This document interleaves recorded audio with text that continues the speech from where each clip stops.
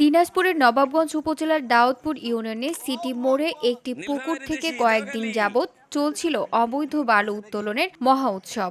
এক শ্রেণীর অবৈধ বালু ব্যবসায়ী কিছু লোককে ম্যানেজ করে বালু ব্যবসা চালিয়ে যাচ্ছিল।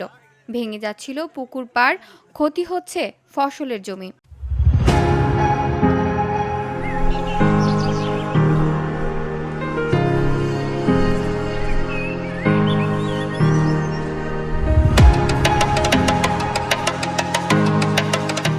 শুক্রবার সকালে এই অবৈধ বালু ব্যবসায়ীদের বিরুদ্ধে অভিযান করেন উপজেলা সহকারী কমিশনার ও ভ্রাম্যমাণ আদালতের নির্বাহী ম্যাজিস্ট্রেট মোহাম্মদ মুনতাসির মাহফুজ। ভ্রাম্যমাণ আদালতের অভিযানে পুকুর থেকে অবৈধভাবে বালু উত্তোলন করায় বালু উত্তোলনের মেশিন গুঁড়িয়ে দেওয়া হয় ও মিটার পাইপ ভেঙে ধ্বংস করে দেওয়া হয়েছে। এ ঘটনায় বালু উত্তোলনকারী চক্রের সদস্যরা কৌশলে পালিয়ে যাওয়ায় তাদের আটক করা সম্ভব হয়নি।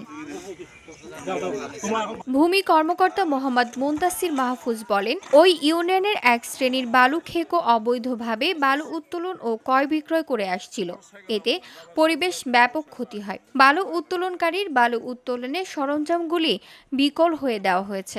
অভিযানের বিষয়টি জানতে পেরে অভিযুক্তরা পালিয়ে যাওয়ায় কাউকে আটক করা সম্ভব হয়নি। জনস্বার্থে এই অভিযান চলমান থাকবে বলে জানান তিনি।